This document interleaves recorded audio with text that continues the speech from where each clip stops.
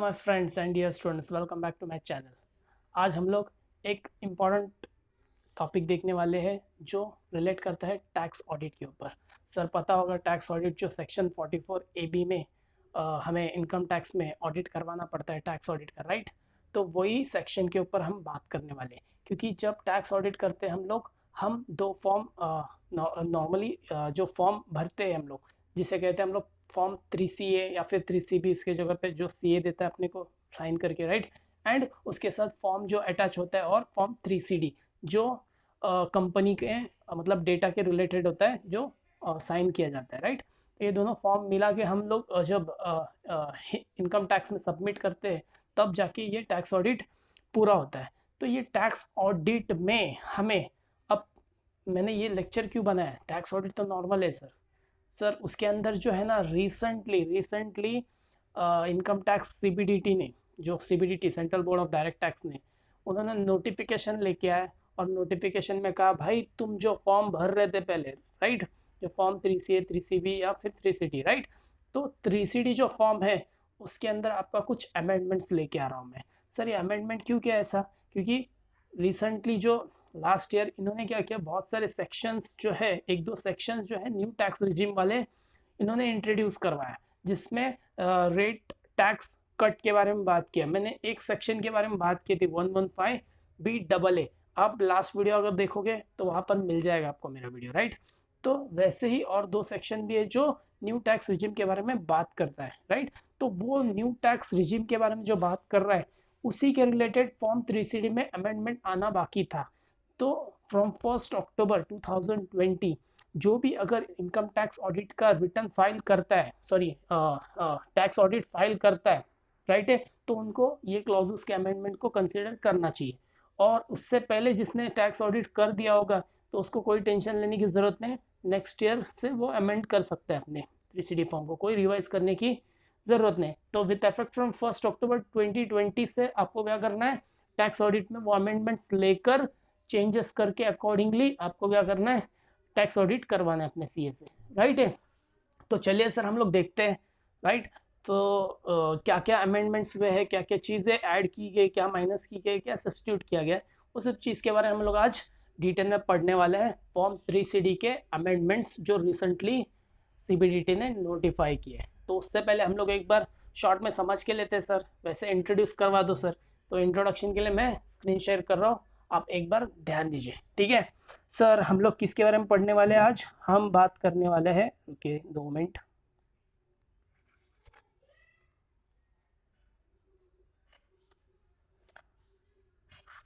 हम बात करने वाले हैं आज टैक्स ऑडिट के ऊपर सर टैक्स ऑडिट में हमें क्या करना है सर, हमें देखना है एक न्यू क्लॉज, एक न्यू क्लॉजेस को इंसर्ट किया गया है। क्या किया गया है सर, इंसर्टेड बाय, बाय कौन sir, by income tax department.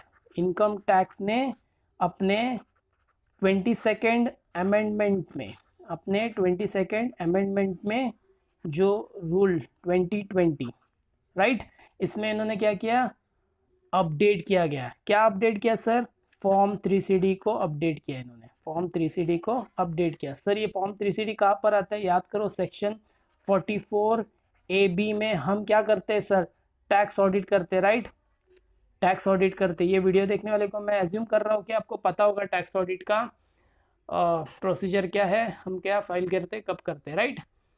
तो ये रिलेटेड मैं बात करने जा रहा हूँ। तो टैक्स ऑडिट सर, रुकिए कलर बदल लेता हूँ मैं, ठीक है। हाँ सर, इसमें हमें क्या देखना है sir, sir with effect from, with effect from, with effect from sir 1 अक्टूबर, क्या बोला मैंने, 1 अक्टूबर 2020। तो 1 अक्टूबर 2020 इनकम टैक्स डिपार्टमेंट जो CBDT है नोटिफिकेशन लेके आया। नोटिफिकेशन का मैं लिंक नीचे प्रोवाइड कर रहा हूँ, आप देख लेना। तो वो नोटिफिकेशन के हिसाब से 3CD फॉर्म में अमेंडमेंट्स आए। तो 3CD फॉर्म भी आपके साथ शेयर करूंगा, उसके अंदर क्या चीज़ें हैं, चेंजेस हुए, आज वो डिस्कस करेंगे हम, ठीक है। तो सर ये किसने लेकर आया सर, CBDT ने। किसने लेके आया, CBDT। कौन है sir, central board of direct tax, right है। इन्होंने इशू किया सर, कैसे इशू किया sir? By notification. Sir notification कब आया था सर? मैंने दे दिया इधर, नोटिफिकेशन आया था अपना 1 अक्टूबर 2020 को आया था, और नोटिफिकेशन नंबर और विथ लिंक आपको नीचे प्रोवाइड किया है मैंने, ठीक है सर। ये नोटिफिकेशन 3 चीज़ों के बारे में बात करती है, याद रखना। ये नोटिफिकेशन मैंने क्या बोला? 3 चीज़ों के बारे में बात करती है। 3 अमेंडमेंट्स हुए, 3 अलग अलग जगह पर अमेंडमेंट्स किए गए, उसके बारे में बात करते हैं। फर्स्ट जो है, ओके 2 मिनट, हाँ सर, फर्स्ट जो अमेंडमेंट था सर, वो टैक्स ऑडिट में अमेंडमेंट था। किसमें था सर? वो टैक्स ऑडिट में अमेंडमेंट किया गया सर। सेकंड जो है वो ट्रांसफर प्राइसिंग में अमेंडमेंट किया गया है। ट्रांसफर प्राइसिंग का जो फॉर्म सबमिट होता है, ट्रांसफर प्राइसिंग का जो फॉर्म सबमिट होता है उसमें अमेंडमेंट किया गया। और लास्ट में जो है return, income tax return filing में अमेंडमेंट किया है। इनकम टैक्स रिटर्न फाइलिंग, तो सर वो क्या क्या चीज़ किया है सर? जब टैक्स ऑडिट की बात आती है ना, तो टैक्स ऑडिट में जो है ना फॉर्म 3CD में अमेंडमेंट हुआ है, फॉर्म 3CD में अमेंडमेंट किया गया है। और ट्रांसफर प्राइसिंग की बात आती है तो फॉर्म 3CEB में अमेंडमेंट किया है। अगर आपको पता होगा तो ट्रांसफर प्राइसिंग में form 3CB as a audit submit किया जाता है, राइट, इनकम टैक्स डिपार्टमेंट को। और रिटर्न फाइलिंग में बात करते तो फॉर्म ने ITR बात करते, ठीक है। ITR 6 जो किसके रिलेटेड है सर? कंपनीज के रिलेटेड है। किसके रिलेटेड है सर? कंपनीज के रिलेटेड है, उसमें अमेंडमेंट्स हुए सर। तो फिर हम क्या करने वाले हैं? ये तीनों बात करेंगे? नहीं सर, मैं आज तीनों में बात नहीं कर सकता हूँ। तीनों में बात नहीं करने जाऊँगा तो बहुत वीडियो लंबा हो जाएगा। तो मैं आज सिर्फ इसी के बारे में बात करने वाला हूँ, फॉर्म 3CD के ऊपर, ठीक है। तो फॉर्म 3CD के ऊपर मैंने इंट्रोड्यूस करवा दिया है, ये चीज़ें हम आज डिस्कस करने वाले हैं। तो सर डायरेक्टली पहुंच जाते हैं, आगे बढ़ते हैं सर। वो क्या है चीज़ मालूम पड़ जाएगी अपने को, राइट। चलो देखते हैं आगे।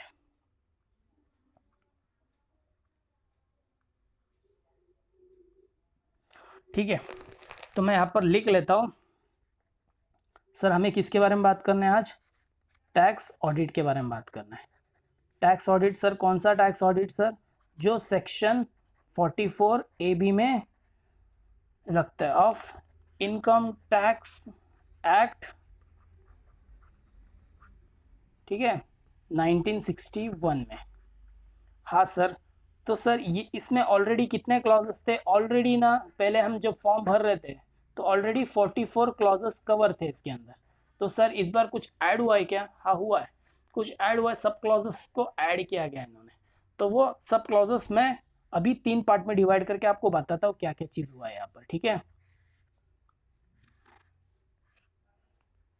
ठीक है, मैं 3 पार्ट में इसको डिवाइड कर रहा हूँ। तो 3 पार्ट में क्या है सर, एक बार ओवरव्यू कर लेते हैं इसको, क्या चीज़ हो रहा है, ठीक है। रुकिए, चलिए 3 पार्ट को अगर मैं ध्यान दूंगा तो एक एडिशन हुआ है, ठीक है, दूसरा भी एडिशन हुआ है सर। ये सब फॉर्म में एक बार दिखा दूंगा आपको, उसका कोई टेंशन नहीं अपने को, ठीक है। थर्ड क्या हुआ है? सब्सटीट्यूट हुआ है, ठीक है, मतलब इसको हटाकर कोई दूसरा लेके आए, राइट, इसको चेंज करके कोई दूसरा। सर वो क्या है? 3 चीज़ें देख लेते हैं एक बार सर। वो है क्लॉज 8, क्या बोला? वो है क्लॉज 8A। सर पहले क्या था सर? पहले सिर्फ क्लॉज 8 था। और ये कहाँ पर मिलेगा आपको? आपको मिलेगा ये पार्ट ए में मिल जाएगा। कहाँ मिलेगा सर? ये पार्ट ए में मिलेगा, क्लॉज 8, ठीक है।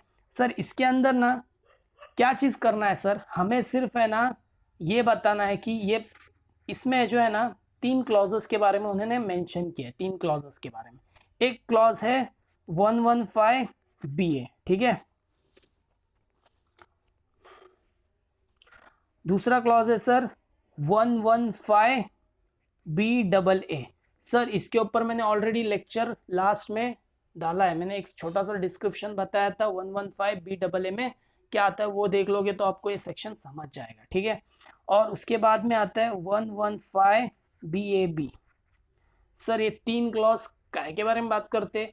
ये 3 क्लॉज टैक्स रिड्यूस के बारे में बात करते हैं, मतलब जो नया टैक्स रेट एप्लीकेबल होगा, तो ये कैटेगरी में अगर आप फॉल होते हो तो आपके पास ऑप्शन है वो आप बेनिफिट उठा सकते हो। तो ये जो सेक्शन है, अगर कंपनी इसका क्राइटेरिया फुलफिल करता है तो इसके हिसाब से इसको 25% का टैक्स रेट लगता है, जो नॉर्मली अपना ज़्यादा जाता है उससे 25% भर के निकल सकती है। तो कुछ स्पेसिफिक कंपनीज के लिए ये सब सेक्शन कंपनीज के बारे में बात करते हैं, याद रखना। इसके बाद में ये जो सेक्शन है, ये सेक्शन बात करता है 22% की। इफेक्टिव ने बात कर रहा हूँ मैं, टैक्स रेट का बात कर रहा हूँ, 22% की बात करता है, राइट। और ये जो सेक्शन है, ये जो सेक्शन है नया कंपनीज के लिए, जो 1 अक्टूबर 19 के बाद से जिसने स्टार्ट किया अपना बिजनेस और कुछ मैन्युफैक्चरिंग इंडस्ट्रीज के रिलेटेड है वो, ठीक है, उनको एक स्पेशल टैक्स रेट है 15% के हिसाब से। तो ऐसे करके ये 3 क्लॉजेस, किसमें, क्लॉज 8 में अपने को क्या करना है सर। क्लॉज 8 में रुकिए मैं पूरा एक बार बताता हूँ, फिर हम क्लॉज के ऊपर जाएंगे, राइट।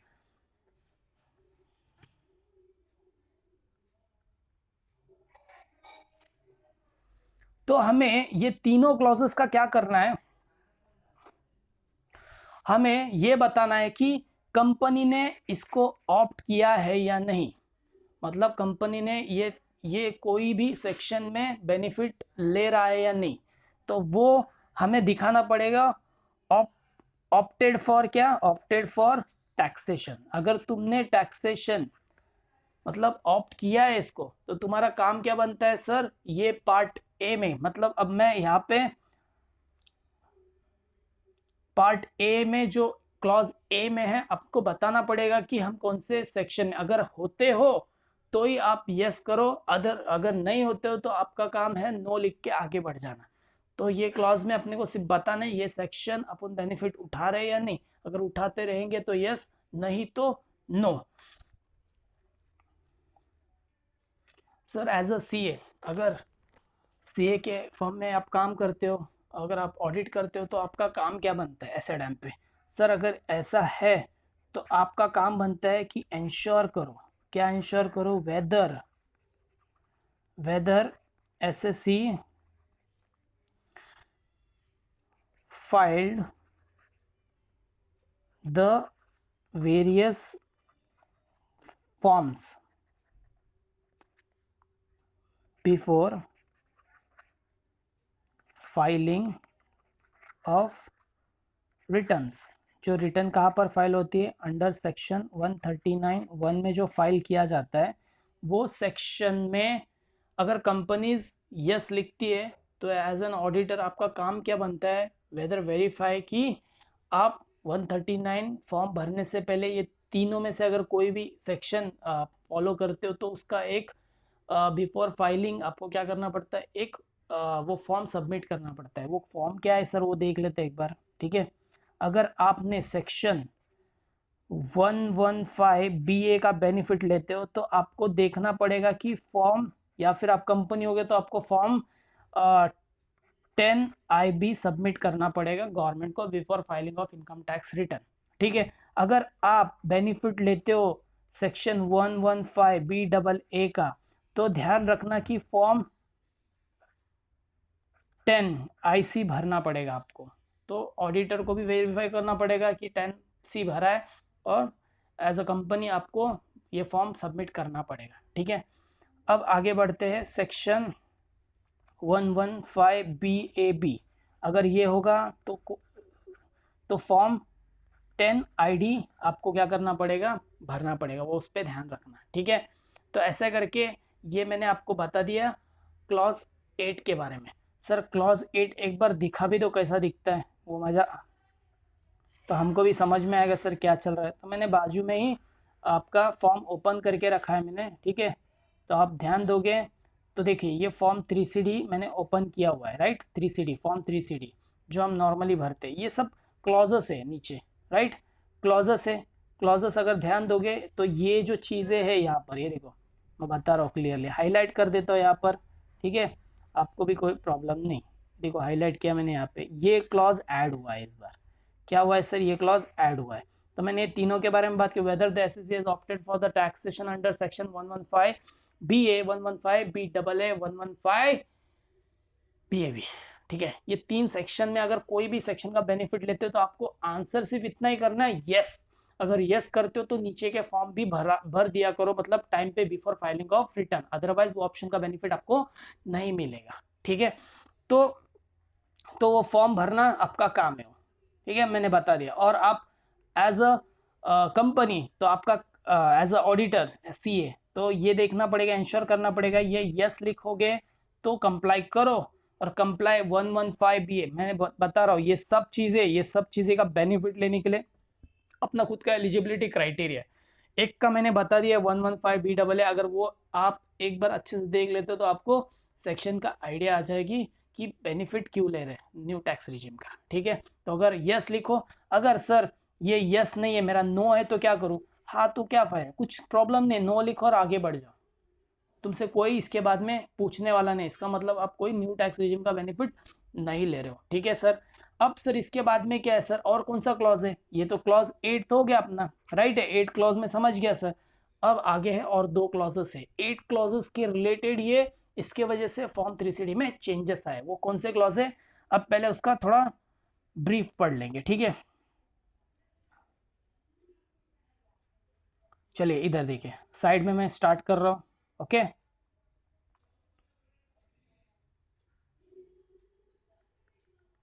चलिए एक तो हो गया सर अपना, अब नेक्स्ट ट्राई करते हैं अपना, नेक्स्ट कौन सा है सर? हाँ सर, नेक्स्ट अगर अपन देखते हैं, नेक्स्ट अगर हम देखते हैं तो ये भी एक एडिशन है, बट ये एडिशन किधर है सर? क्लॉज 18 में। Sir clause 18 CA and clause 18 CB, ऐसे 2 क्लॉजेस ऐड किए गए हैं यहाँ पर। वो 2 क्लॉजेस किसके बारे में बात करते हैं सर? उससे पहले वो क्लॉजेस आते कहाँ पर है सर? पार्ट बी में आते हैं। किधर आते हैं सर? पार्ट बी में आता है। जैसे ये पार्ट ए में आ रहा था वैसे पार्ट बी में आता है। सर इसमें है ना, हमें 2 चीजों के बारे में बात करना है। इसमें हमें किसके बारे में बात करना है? 2 चीजों के बारे में बात करना है। इसमें एडजस्टमेंट के बारे में बात करना है, इसमें एडजस्टमेंट के बारे में बात करना है, जो हम made to the written down value under section 115BAA। ठीक है, यहाँ पर क्लियरली लिखा है for assessment year 2020 and 21।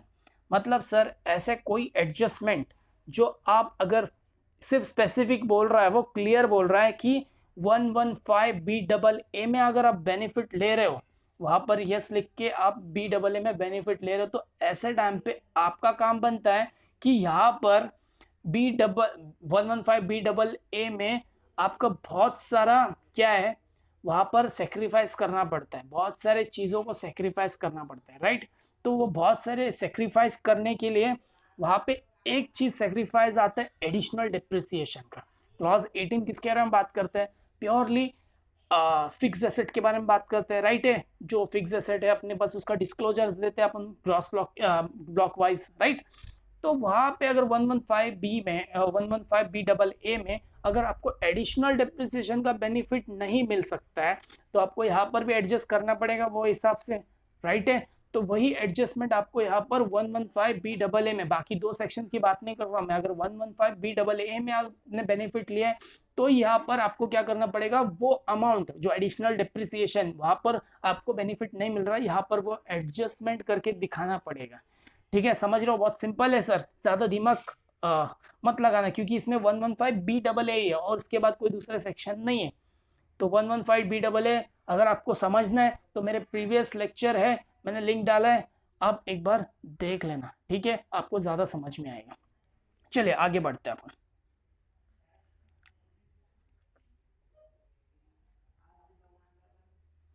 Sir इसमें एक चीज बता दिया सर, सेकंड चीज बता दो ना, क्या है ये? बताता हूँ ना, मैं किधर जा रहा हूँ। एक बार एडजस्टमेंट बता दिया तो एडजस्टेड WDV भी बता देना। Adjusted WDV sir, adjusted WDV जो एडिशनल डेप्रिसिएशन है ना भाई, एडिशनल डेप्रिसिएशन जो क्लेम नहीं कर सकते आप 115BAA में, तो वो नहीं कर सकते, तो यहाँ पर कैसा क्लेम कर सकते? तो एडजस्ट करना पड़ेगा ना, तो एडजस्टेड WDV आएगा और एडजस्टमेंट जो हुआ अमाउंट वो आएगा। तो ये दोनों चीज को अपने को क्या करना है, यहाँ पर क्लियरली स्पेसिफाई करके दिखाना पड़ेगा ये चीजें। ठीक है सर, थोड़ा और डिटेल में जाते हैं, ठीक है, थोड़ा लेक्चर लंबा हो जाएगा बट समझ के लो अच्छा रहेगा ये तुम्हारे लिए भी, राइट। तो सर इसके अंदर हमें क्या सीखना है सर, चलो एक थोड़ा ओवरव्यू ले लेते शॉर्ट में।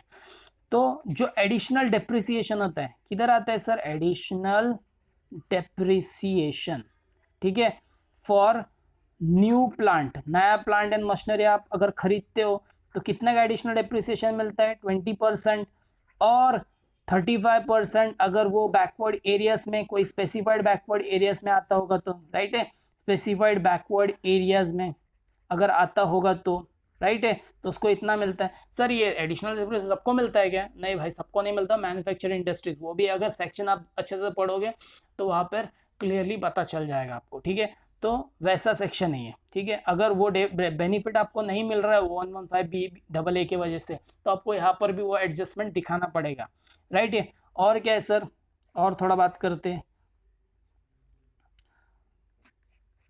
अगर वो एडिशनल डेप्रिसिएशन हम क्लेम नहीं कर पाते, क्यों नहीं कर पाते सर, क्या रीज़न है सर, एडिशनल डेप्रिसिएशन क्यों नहीं क्लेम कर पाएंगे। कभी कभी क्या होता है कंपनीज को जो है ना लॉसेस आते हैं, तो ऐसे टाइम पे जो डेप्रिसिएशन होता है, लॉसेस होता है, ये क्लेम नहीं हो पाता है, तो वो फ्यूचर में क्लेम करने का सोचते हैं, उनका तो वैसे भी अनलिमिटेड है, राइट। तो वो अनलिमिटेड टाइम के लिए उसको रखते हैं, जिस दिन प्रॉफिट होगा उस दिन क्लेम करके निकल जाते, तो वो वैसा वाला डेप्रिसिएशन, राइट है। तो अगर क्लेम नहीं किया वो, उसके ऊपर भी बात करते हैं अपन, right. Not claimed due to in advocacy of taxable profit, profit ही नहीं है मेरे पास तो मैं कैसा क्लेम करूंगा एडिशनल डेप्रिसिएशन। अगर ऐसा सिचुएशन है और एनी अदर रीजन है, कोई भी रीजन दूसरा, ठीक है, जो एडिशनल डेप्रिसिएशन आ रहा है, तो वो अनऑब्जर्व्ड, क्या करना पड़ेगा सर, रुकिए मैं ये रफ कर देता हूँ, वो अनऑब्जर्व्ड पोर्शन, ठीक है, जो एडिशनल के रिलेटेड है, सिर्फ मैं नॉर्मल डेप्रिसिएशन की बात नहीं कर रहा हूँ, मैं सिर्फ एडिशनल की बात कर रहा हूँ, ठीक है।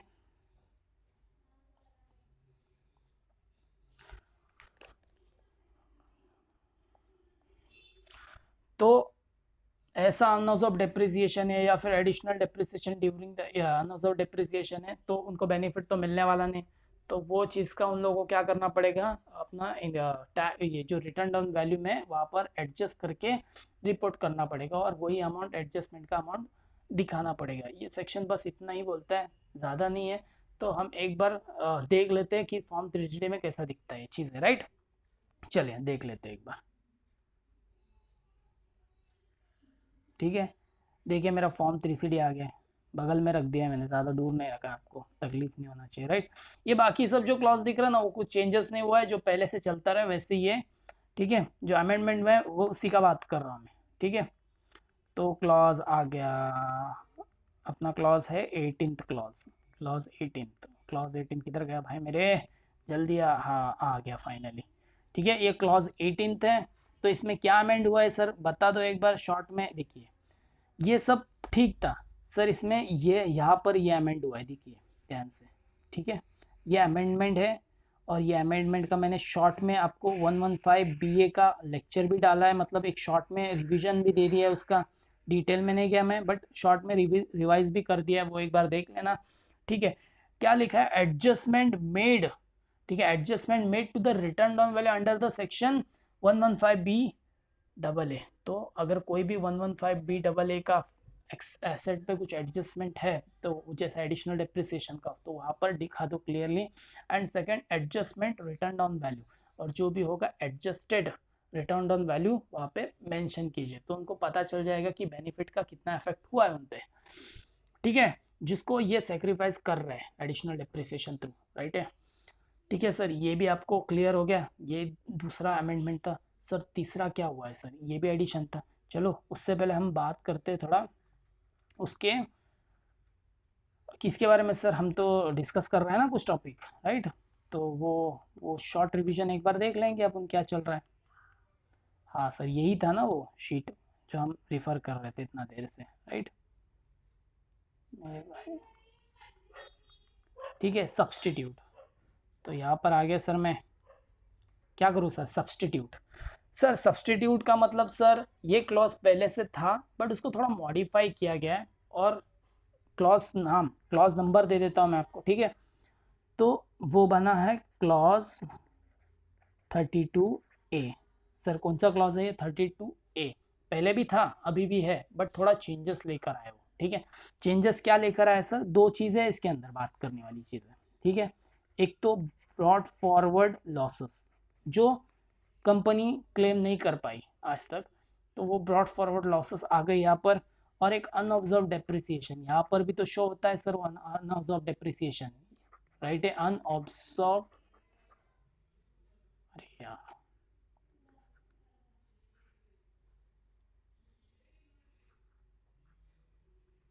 हाँ सर यहाँ पर भी तो आती है अनऑब्जर्व्ड डेप्रिसिएशन, ठीक है। तो unobserved depreciation, sir unobserved depreciation सुनते ही सर हो सकता है वो 115BAA में जो एडिशनल डेप्रिसिएशन मैंने क्लेम किया था उसका वो यहाँ पर पड़ा हो, बहुत साल से चल रहा है, एडिशनल डेप्रिसिएशन क्लेम ही नहीं कर पाया मैं। तो ऐसे टाइम पे तुमको क्या करना है सर, उस पर ध्यान रखना है, और वो भी चीज़ यहाँ पर प्रॉपरली डिस्क्लोज करना है, क्योंकि यहाँ पर कोई ये नहीं है, उन्होंने दो कॉलम ऐड किए हैं, वो दो कॉलम चीज़ें हमें क्या करना है, डिस्क्लोज करना है, ठीक है। तो चलिए इसके ऊपर शॉर्ट सा एक रिव्यू दे देता हूँ, क्या है ये सर, ठीक है सर चलो।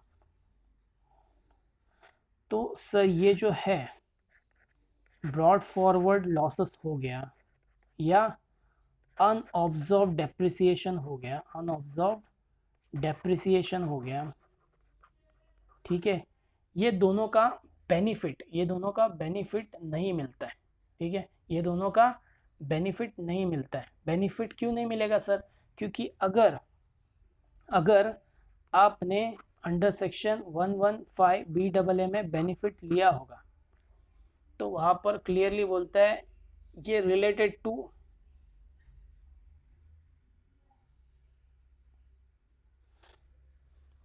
तो वहाँ पर जो जो चीज़ें डिसअलाउ हुई है, आपको बेनिफिट नहीं मिल रही है, वो आपको क्या करना पड़ेगा, यहाँ पे डिस्क्लोज करना पड़ेगा। और क्या लिखना है सर, सर ये जो है इसमें जो है ना, हमें क्या करना है, लिस्ट करना है सर, क्या, असेसमेंट ईयर वाइज लिस्ट करना है, एंड सेक्शन वाइज क्या करना है, हमें लिस्ट करना है। किसे लिस्ट करना है सर, डेप्रिसिएशन को जो अनऑब्जर्व्ड है, और ब्रॉड फॉरवर्ड लॉसेस को। तो लिस्ट करके हमें क्या करना है, सेपरेटली रिपोर्ट करना है, जो 115 में आ रहा है, डिस्क्लोज हो रहा है, ठीक है। 115BAA में जो तुम्हें बेनिफिट नहीं मिल पाया वो डिस्क्लोज करना है आपको प्रॉपरली। इसका जब मैं फॉर्मेट में जाऊंगा आपको क्लियर हो जाएगा क्या है ये, ठीक है। और याद रखना है यहाँ पर जो है, नॉर्मली हम लोग देखते हैं business losses forward, business losses जो होते हैं, बिजनेस लॉसेस वो हम 8 साल से ज़्यादा लेते नहीं हैं। तो 8 साल के ऊपर भी हमें कोई डिस्क्लोज करना ज़रूरत नहीं, 8 साल तक ही लिस्ट करके आप बता सकते हो उस चीज़ को, ठीक है। सर चलिए सर, ये तो देख लिया, एक शॉर्ट में हो गया अपना रिवीजन। तो हम जाते हैं कहाँ पर जाएंगे सर, हम वो फॉर्म पे जाते हैं, ठीक है। ये फॉर्म है अपना, वेरी गुड सर, अच्छा हो गया आपने बगल में लेके आया फॉर्म, ठीक है। ये बहुत लंबा है, हमें 31 में जाना है। चले 31, आजा भाई मेरे, आजा आजा आजा आजा आजा, किधर गया किधर गया सर, 31,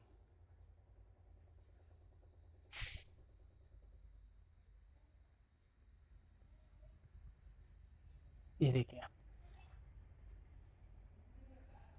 सॉरी 32, ठीक है।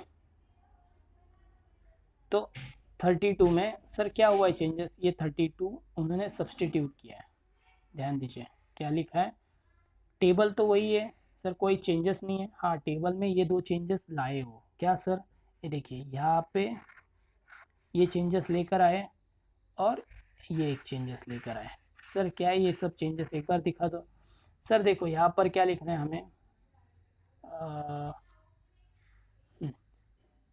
अगर आप देखते हो तो यहाँ पर सीरियल नंबर है, फर्स्ट असेसमेंट ईयर देना है हमें, ठीक है। कौन सा असेसमेंट ईयर का, प्रॉफिट लॉसेस या अनऑब्जर्व डेप्रिसिएशन है, राइट। यहाँ पर नेचर ऑफ लॉसेस और अलाउंसेस है, यहाँ पर जो रिटर्न में गया हुआ लॉस है, ब्रॉड फॉरवर्ड लॉस है वो, और यहाँ पर क्या असेस्ड, जो एज पर असेस्ड होता है, राइट है, एक ऑर्डर के थ्रू होता है और एक अपना रिटर्न होता है, तो असेस्ड वाला ब्रॉड फॉर लॉसेस।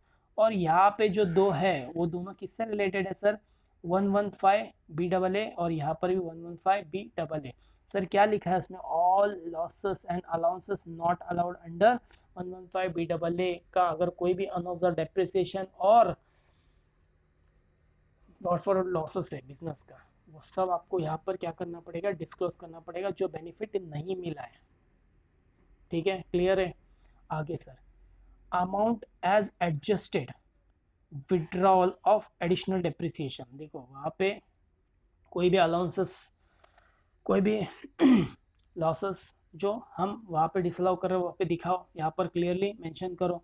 और डेप्रिसिएशन जो अनऑब्जर्व्ड है, जो एडिशनल डेप्रिसिएशन के ऊपर ही है, जो हमने अभी तक कब से वही डिस्कस कर रहे हैं, राइट, तो वो भी यहाँ पर क्या करो, डिस्क्लोज करो, ऑप्शन फॉर टैक्सेस 115 में। और लास्ट क्या है, if SSC representative not appeal, ठीक है। तो सर ये चीज़ हमारा क्या हुआ, थर्ड अमेंडमेंट। तो ऐसा करके ये पूरा अमेंडमेंट्स मैंने क्लोज कर रहा हूँ, क्योंकि अपने पास 44 क्लॉजेस, उसमें 3 चीज़ें चेंज हुई थी और तीनों चेंज आपके सामने मैंने रख दिया। एक क्लॉज है क्लॉज 8 है, और सेकंड 18 CA और CB, राइट है, और लास्ट वाला 32 क्लॉज, जो 32 क्लॉज A सब्सटीट्यूट हुआ है वो आपके सामने है। तो ऐसे करके मैं ये लेक्चर को क्लोज करता हूँ।